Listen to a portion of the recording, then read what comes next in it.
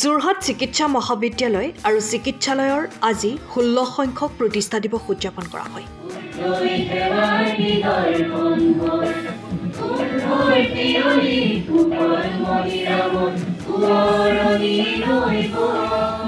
এই উপলক্ষে পতাকা উত্তোলন, নাহৰৰ পুলি ৰোপণ আৰু ৰক্তদান শিবিৰ অনুষ্ঠিত হোৱাৰ পিছতেই এখনি সভা অনুষ্ঠিত হয়।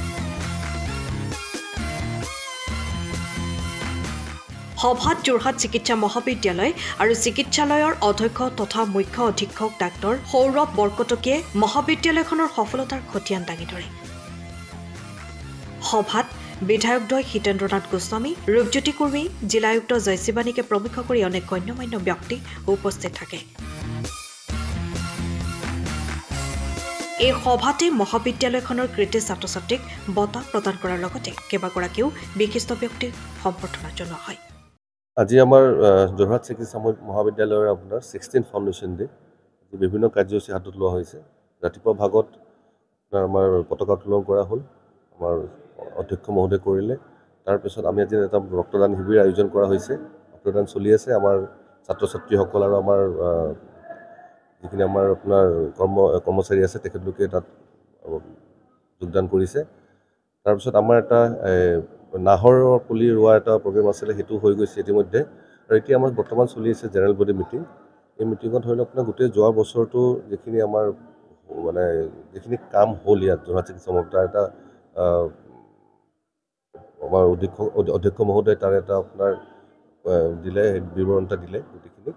আৰু ইয়াত আমাৰ আজি আমি সুখিত যে এই মিটিঙত আমাৰ যোৰহাট সমষ্টিৰ বিধায়ক তথা আমাৰ ছ'চাইটি অফ মেডিকেল এডুকেশ্যনৰ চেয়াৰমেন শ্ৰীযুত হিতেন্দ্ৰনাথ গোস্বামী ডাঙৰ আজি উপস্থিত আছিল।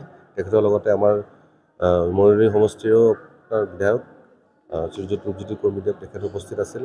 আমাৰ যোৰহাট জিলাৰ ডিষ্ট্ৰিক্ট কমিশ্যনাৰ উপস্থিত আছিল আৰু অন্য অনেক যোৰহাট জিলাৰ মানে বিভিন্ন ধৰণৰ আপোনাৰ বেলেগ বেলেগ বিভাগৰ বিভিন্ন ধৰণৰ মানুহক মাতা হৈছিলে, যোন তেখেতলোকে বিভিন্ন নিজৰ নিজৰ ফিল্ডত কাম কৰা মানুহ, মেডিকেলৰ হওক বা আপোনাৰ ইঞ্জিনিয়াৰিঙৰ হওক, এনেকুৱা যিখিনি আপোনাৰ প্ৰমিনেণ্ট চিটিজেছ বহুতক মাতা হৈছিলে। আৰু আমাৰ যিখিনি ছাত্ৰ ছাত্ৰীয়ে যোৱা বছৰটোত যিখিনি আপোনাৰ সফলতা দেখুৱালে ইউনিভাৰ্চিটি, তাৰে আজি পুৰস্কাৰ বিতৰণ এতিয়া চলি আছে। 16 বছৰৰ ভিতৰত কিবা যোৰহাট JMCSৰ কিবা গ্ৰেড ছাকচেছ আজিলৈকে আছে? গ্ৰেড ছাকচেছটো এদিনতে তেনেকৈ ক'বলৈ দিগদাৰ হয়। মানে আমাৰ যিখিনি এতিয়া ধৰি লওক বিচনাৰ সংখ্যা আগতকৈ বহুত বাঢ়ি গ'ল। প্ৰথম আৰম্ভ হৈছিলে 500 বিচনাযুক্ত এখন চিকিৎসালয় আছিলে, এতিয়া সেইটো 1000ৰ ওপৰত হৈ গ'লগৈ। ঠিক তেনেকৈ ধৰি লওক আপোনাৰ আজিলৈকে আমাৰ প্ৰায় 1000ৰ ওপৰত আমি MBBS ডাক্তৰ ইয়াৰ পৰা উলিয়াব পাৰিছোঁ। আৰু ঠিক তেনেকৈ পোষ্ট গ্ৰেজুৱেট কৰ্চো এটা আছে 19টা বিভাগত, তাৰে এতিয়ালৈকে 242জন ইয়াৰ পৰা ওলাই গৈছে। মাষ্টাৰ হয়, মাষ্টাৰ এনেই ফিজিঅ'থেৰাপিটো বেচেলৰ ফিজিঅ'থেৰাপি সকলোতে আছিলে, কিন্তু মাষ্টাৰ ফিজিঅ'থেৰাপি যোৰহাট চিকিৎসা মহাবিদ্যালয় দ্য অনলি ইনষ্টিটিউট অসমত য'ত মাষ্টাৰ ফিজিঅ'থেৰাপি আছে। এইটো এটা ভাল কথা আছে। আৰু এতিয়া ভাল খবৰ যে অনাগত দিনত আপোনাৰ আমাৰ ইয়াত এখন ছুপাৰ স্পেচিয়েলিটি হস্পিটেল হ'বলৈ গৈ আছে।